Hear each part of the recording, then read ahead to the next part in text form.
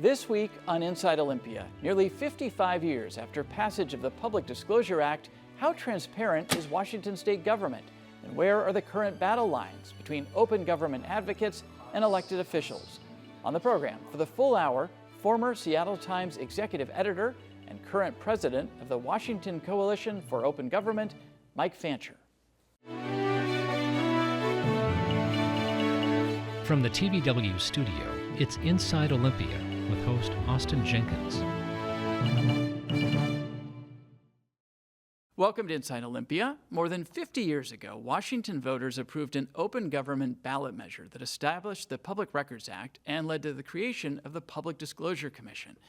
But in the intervening decades, the legislatures adopted myriad exemptions to the Public Records Act, and the PDC's effectiveness has been hampered by lack of funding and challenges getting the legislature to embrace modernization initiatives. So where does Washington's reputation for open government stand in 2026? What are the roadblocks, and where are the fault lines? This hour, we turn to a retired top journalist and open records advocate for insight and perspective. Joining me now is former Seattle Times executive editor Mike Fancher, who currently serves as president of the Washington Coalition of Open Government. Welcome to the program. Good to see you. Thank you. It's nice to see you. Thanks for doing this. Yeah. We are talking in 2026. It's been more than 50 years since the voters said that sunshine on government was important to them. We've, as a state, been thought of over the decades as pretty advanced when it comes to open records and campaign finance disclosure. But as we launch into this conversation, how would you sort of give us a top-line assessment of where you think we are in 2026? Well, we're not in a good place, I would say that. And actually, it's 55 years next year, and next year will also be the 25th anniversary of the Washington Coalition for Open Government. And I've been saying that it's a time of reckoning, that the public's right to know in this state has been eroding seriously, especially in recent years.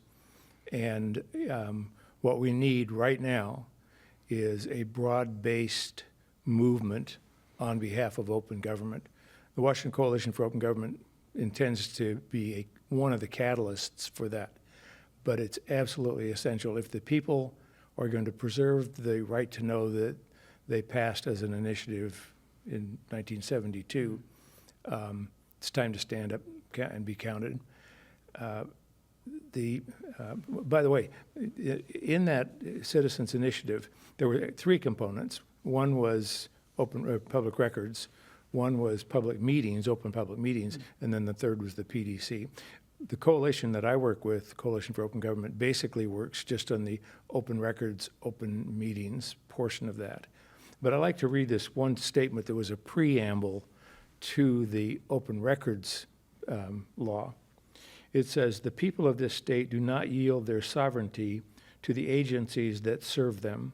The people, in delegating authority, do not give their public servants the right to decide what is good for the people to know and what is not good for them to know. The people insist on remaining informed so that they may maintain control over the instruments they have created." That sovereignty is the issue. And my feeling about it is today that is not embraced nearly enough by the public servants that we elect. We'll talk about the Coalition for Open Government and what it does and its mission in a moment, but what is your assessment or diagnosis of, and not everyone will agree, by the way, with your view, and we'll talk about some of the perspectives of policymakers and why they may feel differently about some of this, but what is your assessment of how we got to this point? Is it sort of death by 1,000 cuts, slow erosion over time, something more precipitous and sudden? Death by 1,000 cuts would be a good way to describe it. When the Public Records Act was passed, what the Public Records Act says is that the people are entitled to know what the government is doing with their money in their name, and that records of the government should be available readily to the public. And unless there is a specific exemption in the law to preclude the release of a record, When it was passed, there were 10 exemptions. Today, there are almost 700. And there are new proposals every legislative session. I think what typically happens is, with good intentions, a bill is introduced to have some narrow exemption, but then there are unintended consequences that erode over time and really preclude the public from being able to access the records. The way we like to put that is that government records belong to the people, not to the government. And yet, this last session, I think there were 40 bills that we were monitoring, almost all of which would do something harmful either to open records or open meetings. So there is that, and it does seem to be accelerating. There is an attitude that somehow open government is too cumbersome, too expensive. It's for local governments, and they really do need help.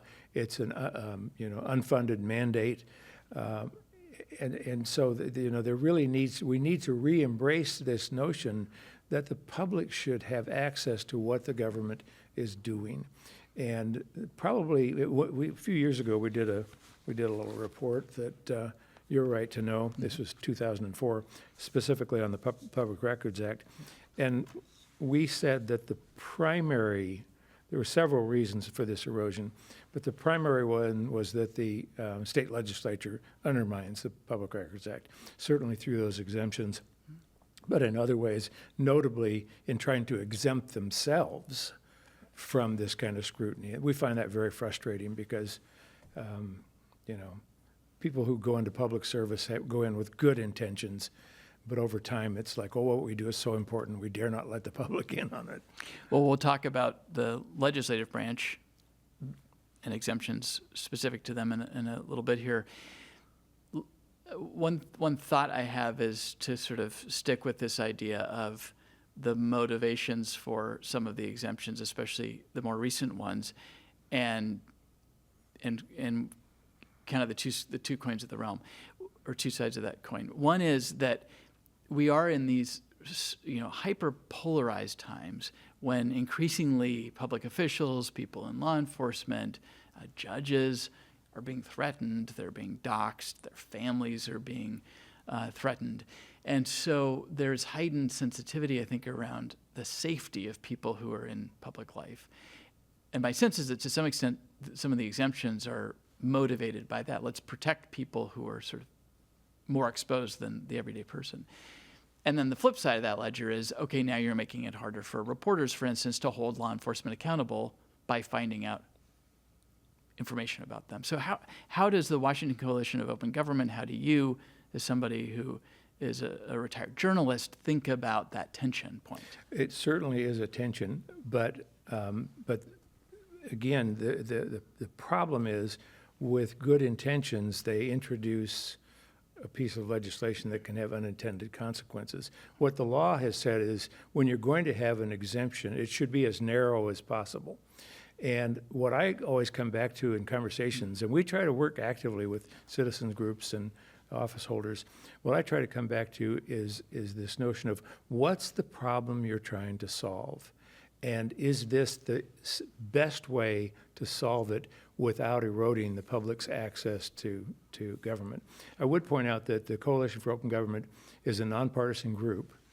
And in terms of the hyperpartisanship that we see that people on all sides of the political spectrum embrace openness. They may have different reasons for that, and we can go into that if you'd like, but they embrace openness. And in fact, when we have openness and we have a dialogue and we understand why this matters and we work for consensus solutions, that enhances the trust in government, the efficiency of government, the accountability of government, and the opportunity of the public to actively participate in that. I think it's a healthy thing. There are these pressures that seem to be mounting, but the best way to diffuse those pressures, I think, is to get in the room together, talk openly about what the problem is, look for the solution that nobody came in the room with, and then move in that direction collectively. I think just to sort of double down on this line of questioning, I'm also reminded of the violent attack and murder of the Speaker Emerita in Minnesota, and her husband and colleagues, by somebody who was able to access information about their home addresses using, I think, information that was collected by data brokers. So it wasn't through public records in the traditional sense. But I think I could imagine if you were talking to legislators, they might say the Public Records Act was passed in 1972, long before anybody envisioned the internet, social media, and doxing, and the sort of level of exposure that public officials now have in this modern day. And so while journalists and public records advocates might feel like this law hasn't adapted to modern times, they too might say the same.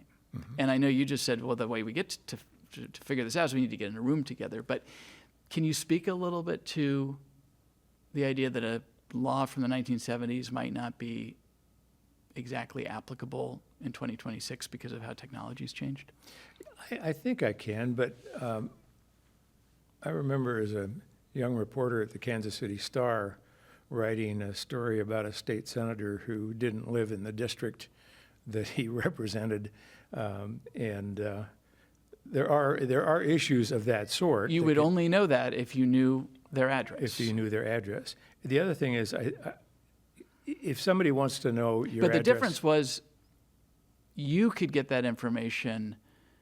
The everyday person, maybe they could have if they were really motivated, but they weren't going to be able to post it online and gin up sort of this, let's get this guy, and then sort of endanger that person and their family. That's kind of the modern times we're in, right?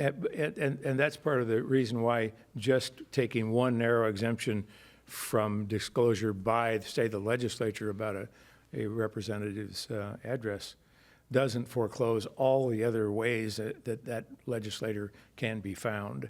I'm just not convinced that is a real solution to the problem. Let me ask you about a little more about the Washington Coalition of Open Government. You've established it's bipartisan. It's almost 25 years old, and help us understand better the sort of the work it's doing and what that work looks like now in light of what you feel like is public disclosure sort of under attack. Tell me again, what we do? Yeah, Okay. yeah. We work in 4 areas: legislation, and we're in Olympia every session. We like to be involved before the session so that we can help craft legislation that it doesn't have unintended consequences. And as you said, you were monitoring about 40 bills this past session. So legislation. In a short session. In a short, what we thought was going to be an easy one. Right. It didn't turn out that way. But so legislation, litigation, we're in the courts. Right now we're suing the state legislature for what they call legislative privilege. Which we'll talk about. Which we could talk about.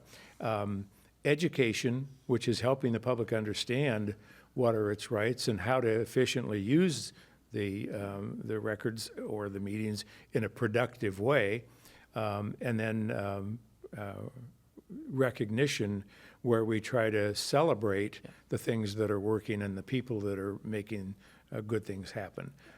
It's been a pretty good recipe for us over the years. And when you think about the sort of evolution of WCOG's work, how would you describe this moment in time for this nonprofit organization? And you've established that the sort of concern about eroding access to records is pretty acute right now. How is that reflected then in the posture of the Washington Coalition for Open Government? Well, big picture, we're reimagining our own role. And I like to describe it as moving from a coalition, which again is nonpartisan, nonprofit, and but it's people who disagree with each other on just about everything political, but we come together specifically around protecting open government. So I describe this as trying to move from a coalition to a broad-based movement. We need more people involved in these conversations, civic groups, office holders. We need to sort of go back and revisit that whole sense of what are we doing and why are we doing it. But basically, we've operated on a very small budget for years. We've recently had a couple significant donations that let us do things like this report. So we are lawyers, judges, journalists, civic activists, and just everyday people. And former office holders, too. And former office holders, and even, a current office holder. So, it's very enriching to sit with these people and have these conversations about what we're trying to do. Just the other day, a member of the Sunshine Committee reached out to me about a possible change that they would possibly recommend, and we get to bring our lawyers into this and have a conversation, and we can give them guidance going forward, and that's really important. Is there any talk at this point of a new initiative going back out to voters? Do you think that the time has come that this needs to be brought before voters? We talk about it. It would be a very, very heavy lift, and I think we should be able to get through, have this moment of reckoning that I talk about without that, but only if people embrace the very basic concept that the people are entitled, it's the people's information, the people are entitled to know. If we go at that with the right spirit, I think a lot of these problems can be addressed. Right now, the legislature is, the biggest challenge. They tried a few years ago to exempt themselves from the Open Records Act, and we called on voters and newspapers to speak out. 13 newspapers ran front page editorials asking the governor to veto this bill. By the time the governor had been out of town, by the time he came back, the legislature itself had asked him to veto the bill. But then they turned around and declared this notion that there is a legislative privilege based in the state constitution that we'd never heard about or discussed. The bill that they passed was passed without any discussion. So there is a problem there that needs to be addressed, and we'd like to see more and more of these conversations during the election season. We'd like to see this be a voting issue for people, and we'd like to see candidates state right up front, hold me accountable. I'm here for open government and accountability. We don't have enough of those conversations in our democratic process. Let's talk about legislative privilege. There's active litigation. You noted it's going to go to the Supreme Court. Well, we hope so. We've requested asked that. for a review. The Washington Court of Appeals twice now has sided with the legislature in this concept of legislative privilege, where they're essentially saying we have the privilege to withhold information about active legislation, the back and forth we're doing to develop it. They say that it is kind of critical to their work that they be able to do that confidentially. Just in terms of full disclosure, I was one of the first reporters who filed a public records request of the legislature, and some records were withheld based on legislative privilege. I also did file a declaration in one of the lawsuits, so I just want to be transparent about that. What's your response? So as I say, in two different cases now, the Washington Court of Appeals has sided with the legislature regarding withholding internal legislative records. What is your argument for why the Court of Appeals is wrong on this question? Well, interestingly, both the trial court in our case and the Court of Appeals, well, let me back up. The legislature, in asserting this right, said that it was based in the state constitution's speech and debate clause, that because the speech and debate clause says legislators cannot be held accountable in court for things they say in their role, doesn't have anything to do with internal records. So we were perplexed by that. Well, the courts didn't rule on that. The courts declared that there is a separation of powers argument, that the three branches of government can't interfere with each other in terms of their exercise of their powers.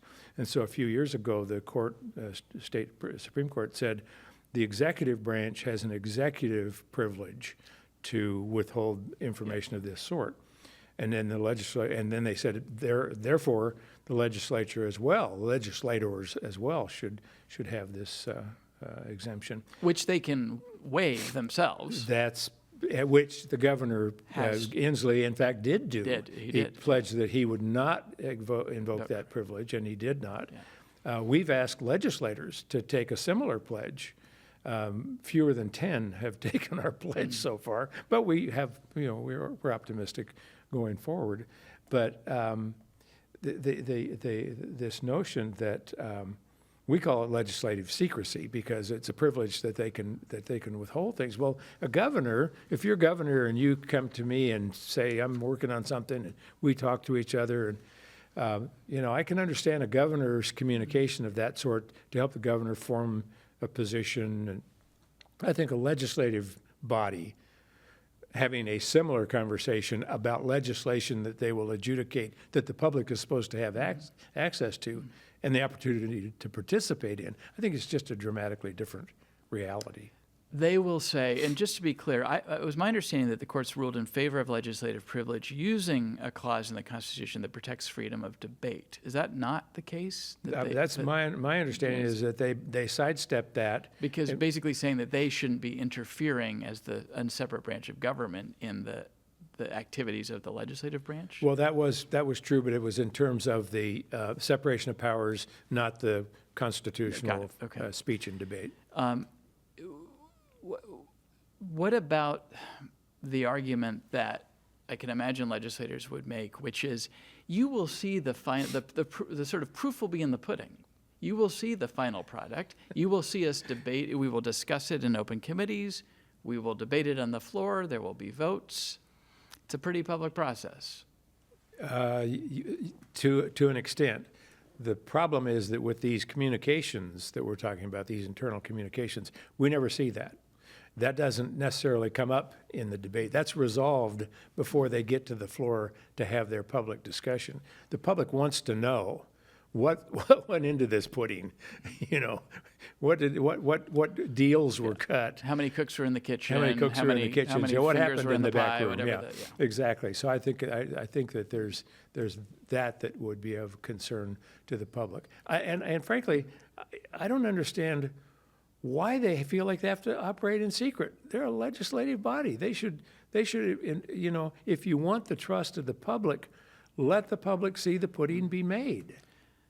I should note that there were a handful of Republicans, I think this was the Washington State Observer reported about this, that introduced amendments to more than a dozen bills this year that would have banned the use of legislative privilege this year. None of those amendments hung, but there was some effort by a group of Republican legislators this year. Right, there was a bit of a pushback there, and it probably should be said that the impetus for legislative privilege and the earlier effort as well has come essentially from the leadership in the House, Democratic leadership in the House.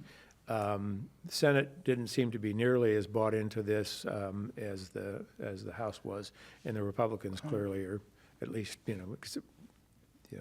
standing on the sidelines and pointing at the Democrats. Let me run another kind of counter-argument by you. You're a former executive editor, won Pulitzer Prizes while you were running the Seattle Times. Some might say, look, if reporters and the public need and want to know what's going on behind the scenes, then good old-fashioned shoe leather reporting should get you there. A good, well-sourced reporter should be able to find out what's happening behind the scenes, and whether they can get the records or not should not decide whether there's sunlight on this process. What would you say? The lazy journalists who don't just want to go burn some shoe leather and get the story. Well, there are a lot less shoes on the beat these days. I mean, there was a time when you had dozens and dozens of reporters down in Olympia, and today I don't know. I think there's just maybe 3 who are there full time. Well, it might be. I think it's probably 6 or 8 full time, but it fluctuates. But it's definitely a shadow of what it used to be. And a national poll recently said that reporters who cover government say it's harder and harder and harder to get records. And that's, I think, another issue to deal with. And it's, there is wonderful journalism being done in this state. There's just no question of that. At large newspapers and small, at broadcast houses. I mean, but it's just an uphill battle. And the other thing is sometimes it can be very expensive, and sometimes it can be very slow in happening. And these are all things that we'd like to see addressed in the model rules that the Attorney General is operating under for the state. And just today there was a press release that they're going to have another hearing on these model rules. I think the current rules are about 10 years old, and just all kinds of things. Agencies that will charge you less than $1 for a record, but you have to send them a check. Yeah. And you can't do it digitally. I mean, right. it's like, It's antiquated. it's kind of bad faith. Right. But we need to modernize these things. We need to use technologies so that we do what the law requires. Gather the records, maintain the records, organize the records, and make them readily available. That's by and large not happening nearly as efficiently as it could or should. And in our second half, we'll kind of pivot to that and how this whole system could potentially be improved. Just before we go to break, one more point on the legislative privilege. I've looked, just as a sort of point of comparison, the state of Maine, you can actually go into their legislative site and you can see redlined bills and who's actually in there making changes. They have a very transparent system. And I guess the question, the sort of maybe the question to legislators is, what are you afraid of? What would happen if the public, if reporters could see the sausage making? Right. Other states seem to do it, and the wheels haven't fallen off the bus. But just a thought on that. Well, I think you're absolutely right, and it does seem that it's just gotten worse and worse and worse, and it's the 1,000 cuts problem. But I think it's a mindset issue. They need to go back to this notion of who's the sovereign and who should decide what's good for the people to know, and that should be the people. And if you want to be a public servant, I think that's the attitude you should bring to that calling. Okay. Let's take a quick break. When we return, we continue our conversation with Mike Fancher of the Washington Coalition for Open Government, back right after this. There is still that tension out there between tribal and non-tribal fishermen.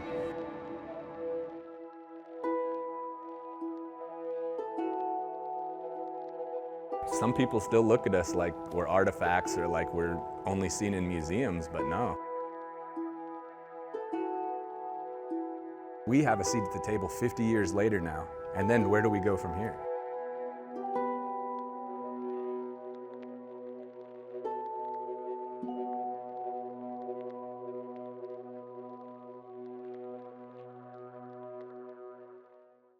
Welcome back to Inside Olympia. Our focus this week is government transparency. Joining me once again is former Seattle Times executive editor Mike Fancher, who currently leads the Washington Coalition for Open Government.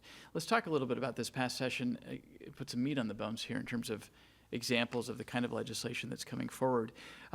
One of the bills had to do with sort of a update, if you will, creating a legislative task force to study modernization of the Public Records Act, including looking at what I think is called vexatious requests or frivolous or harassing requests. You mentioned local governments sometimes feel sort of subsumed and like they've got this unfunded mandate. There are people who make life difficult for governments by making voluminous, multiple, or broad requests.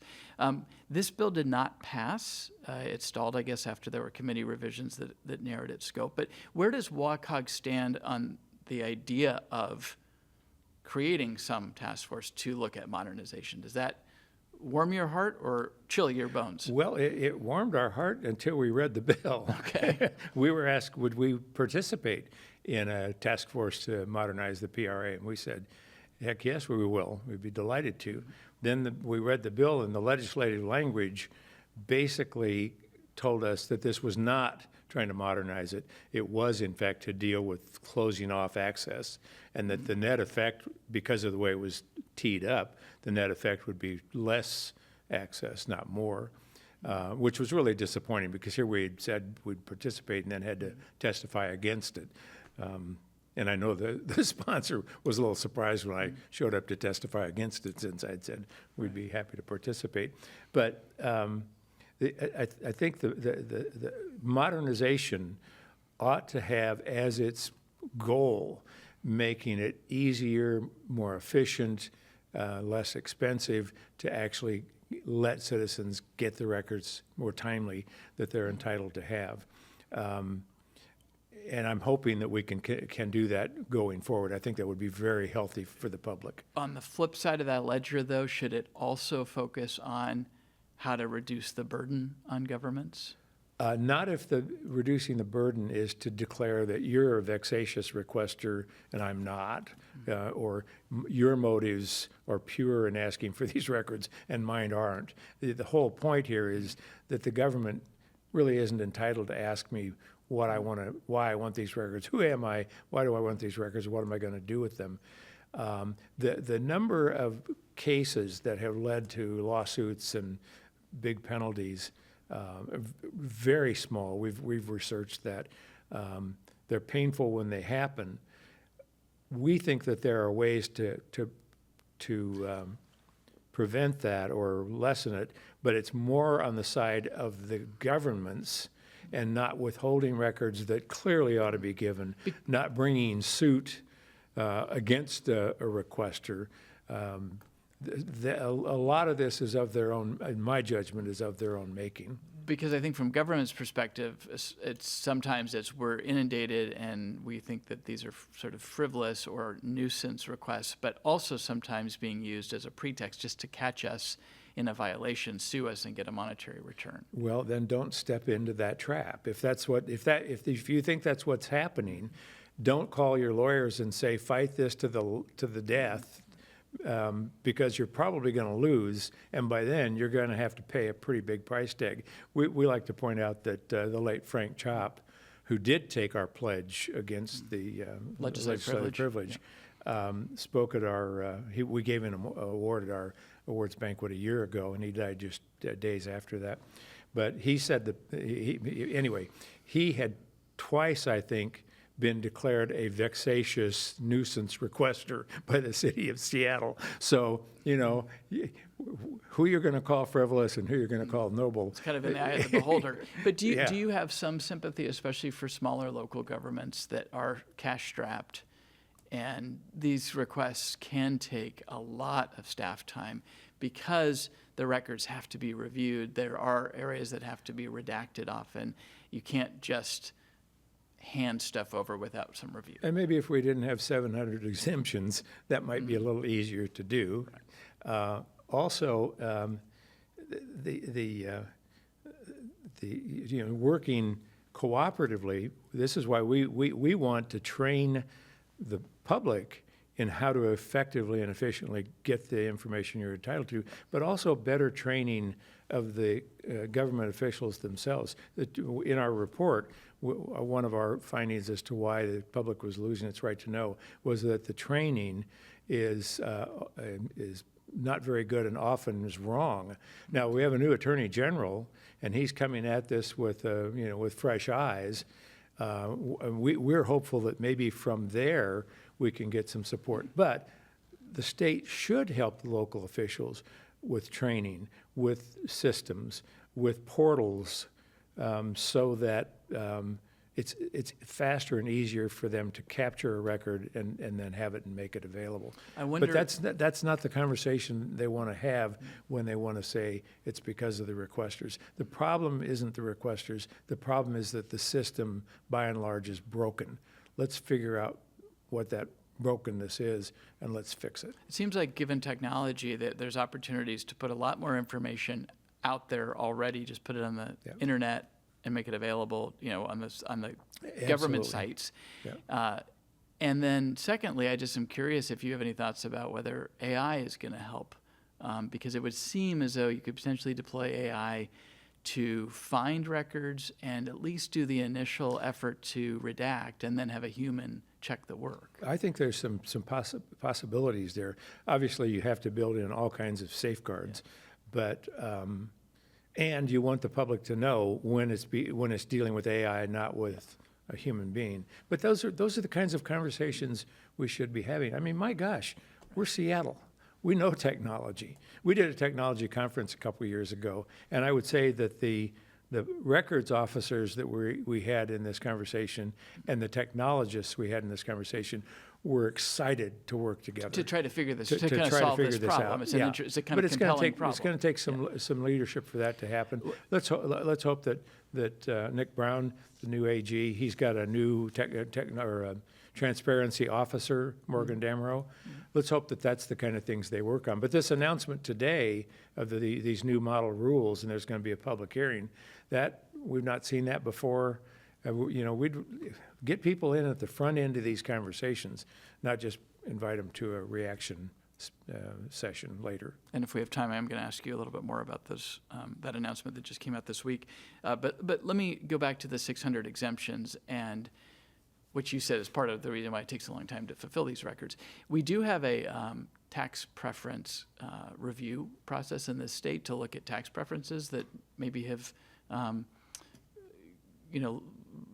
been on the books for a long time and maybe are not very useful anymore, and then can be recommended to the legislature for repeal. You mentioned the Sunshine Committee. Is there any process right now in place to review the 600 plus exemptions and decide, do they still have relevancy? Should they be removed? We do have a Sunshine Committee established by the legislature. It has worked for many years to identify records that seem to no longer be necessary, even in instances where the affected department has said, no, that's old news. Mm-hmm. We don't need that. The legislature has paid almost no attention to those. This year, the committee submitted, I can't remember, a dozen or so, didn't even get a hearing. That's really disappointing.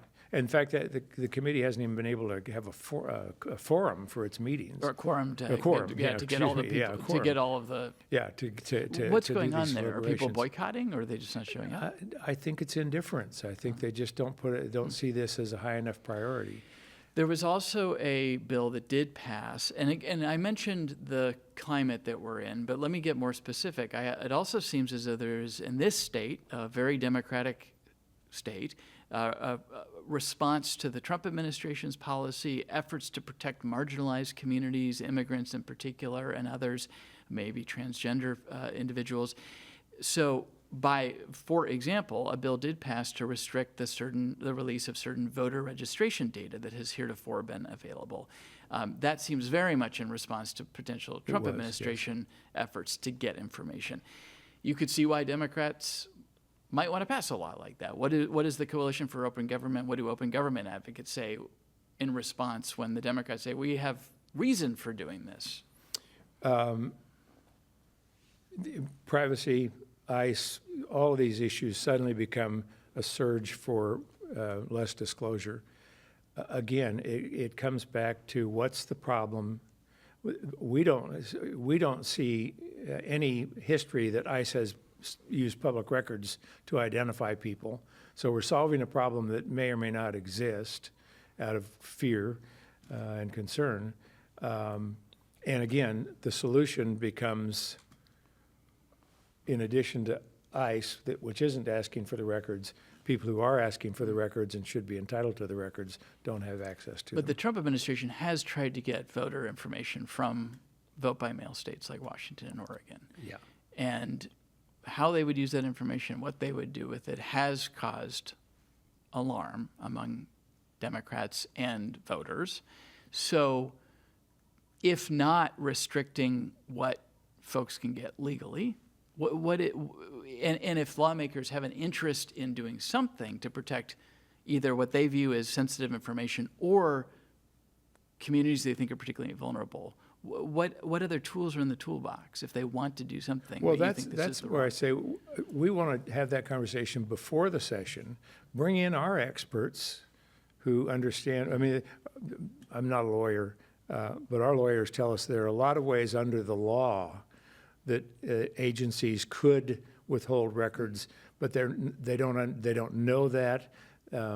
They aren't trained in that. There can be narrow solutions that you could reach to. I guess There maybe, needs to be a different and I think maybe conversation. another way to ask this question is, do you think, are open government advocates sort of absolutists? Are you sensitive to the concerns, or is it kind of a matter of, at the end of the day, we will die on the hill of open records? Well, I laugh because as president of a nonpartisan coalition with people who have very intense feelings about all of this, yeah, there are some absolutists, but they're also the facilitators. That's why I say if you come at this with the right spirit of what we're trying to accomplish, we have a shared value set, we can find solutions that nobody came in the room with. But that's not the conversation that typically comes our way. I think that you were talking about the death by 1,000 cuts. I think I prompted you with that term. Yeah. You think that that's an accurate kind of description. So a bill that did pass exempted certain scholarly communications from disclosure under the PRA. I mean, if I saw that bill title pass me by, I'd probably let it pass by. It just doesn't sound that interesting. But can you speak to how something that seems, I mean, I'm not even really clear what this does, but why might it be of a concern versus be harmless, if you will? Yeah, and I can't speak to that one specifically for this session because it's come up in 3 or 4 recent sessions. Typically, what we've done is we've worked with people on the faculty at UW, and we've tried to... I think it had to do with protecting peer reviewers. I wasn't quite clear why that would be a concern, but it gets kind of esoteric pretty quickly. And you can see why a law might have 601 exemptions, because It's like, okay, this specific, very narrow that application, very narrow intention, and then later, what typically happens that I find so frustrating is we're trying to protect somebody, as you say, it might be trans people or any number of immigrants. And often, somewhere down the line, we find out the government isn't protecting those people with its policies and procedures. But we didn't know that. We can't know that because we don't have insight in that through documentation, data, because it was foreclosed at the front end with really good intentions. That's happened a lot in prisons and things of that sort. Again, I so wish we could try to get on the same page as what our intention here is, what our purpose is, why it matters that the public have this right to know.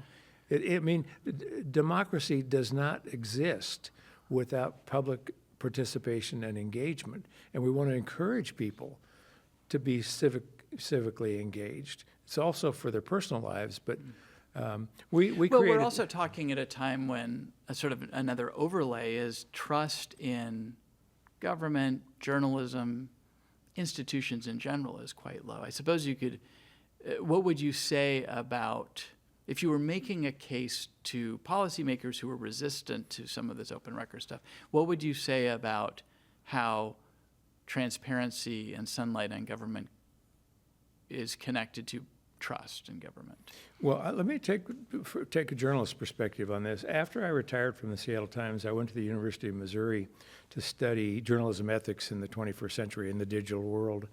And one of the things that I came away with is that journalism needs, in the digital world, the interactive world, radical connectivity. Journalism needed a new ethic that I called public trust through public engagement. I think that's where trust comes from. How do we involve the public more in what it is that we do as journalists, how we frame things? If our purpose is to help them be free and self-governing, what do they have to say about that? I think it's the same thing with government. The trust comes from the engagement. And I would just like to see government really work a lot harder at that. And if you were going to say sit down with the House Democratic leadership, if you've identified them as perhaps the fiercest advocate at this point, maybe for legislative privilege.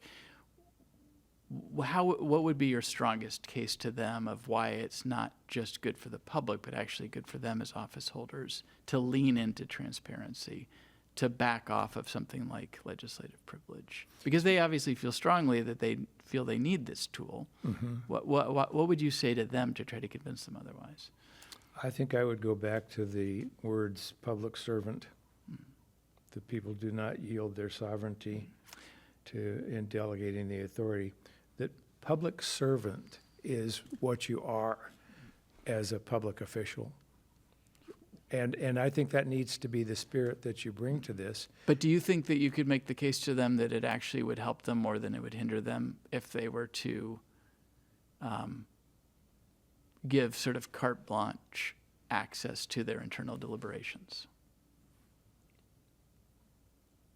And I'm not saying they have to post everything on the internet, but if somebody asks for it, it gets released. I think part of it would be when they're designing their processes, go into it with the spirit that, the spirit so far has been, how can we exempt ourselves from this disclosure?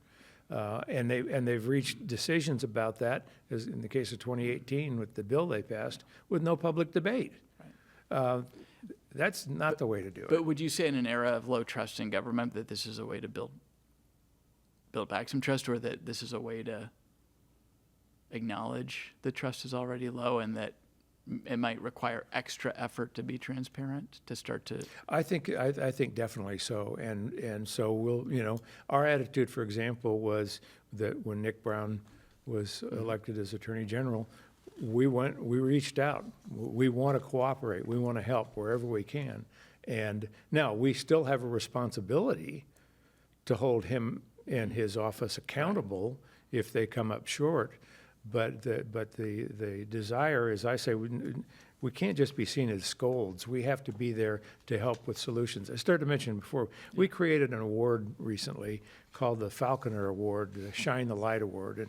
And the Falconers are a Seattle couple who have been very generous in their donations to us.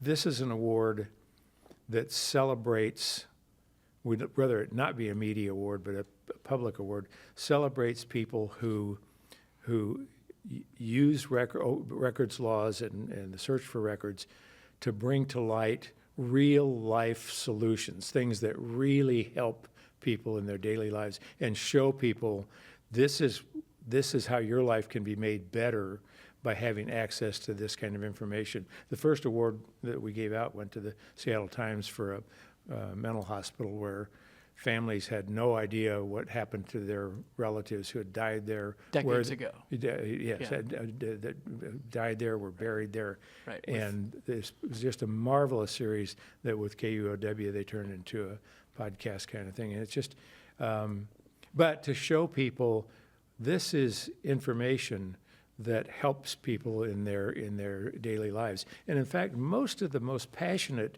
public people who are involved in our coalition are ones who have had their own experience where government was not responsive to them and created lots of problems, monetary or just quality of life, and they become very passionate about this. But I'd like to find ways to work on solutions, not just solve the problems. Well, by way of solutions, you've referenced a couple of times the Attorney General's office is proposing revised Model Public Records Act rules. So this isn't a law; it's rules that govern how public agencies interact with this law. So what's happening now is the Attorney General's office has proposed revisions to draft model rules that were previously released, I guess, designed to help state and local governments fully comply with the Public Records Act. The changes reflect feedback from public comments to the AG's initial proposals.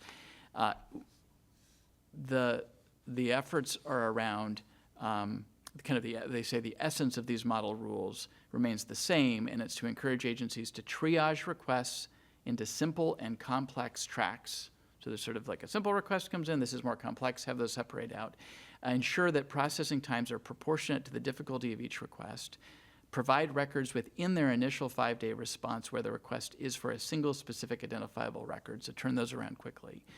The model rules also say agencies should address the need to make public records accessible for search and production. They should send requesters a closure letter consistent with a recent court case to let them know when an agency is no longer working on a response. What do you think so far of these? I know you kind of indicated you wish maybe that WCAG had been involved more on the front end, but what do you think of what the AG is trying to do here? Well, this sort of started with a proposal from the print media in the state to the Attorney General proposing some rule changes. And we endorsed that, and we thought that the Attorney General was basically very close to going ahead and reaching those decisions, which we were happy about. Mm-hmm. But then it got held up, and now we haven't had a chance to study this yet, but it's now looped into a new process. And my impression, but it's very preliminary, is that in fact some of these roll back the benefits that we thought had already been embraced. So you're thinking maybe government agencies' feedback was, we don't like some of this. Yeah, so that's our concern, and that's our fear. Mm-hmm. And again, we so want to be involved in the front end. So, for example, we hadn't seen any of these until this announcement came, and now we react to them at a hearing. It's just not the same as, just having a chance to work in an iterative process where you get good input. But we're looking, we're glad they're putting it out there. We're glad they're going to have the hearings, and hopefully these will be, most of these are, the ones we know about are improvements that we would applaud, so. Just a couple minutes left. I want to go back to the idea that this law has been on the books for 50, as you noted, almost 55 years. There, if you read it, the original legislation is not very long, but what takes up page after page after page are the exemptions that have been added in subsequent years and decades. Do you really think that the intent and spirit of the Public Records Act that was passed in 1972, right?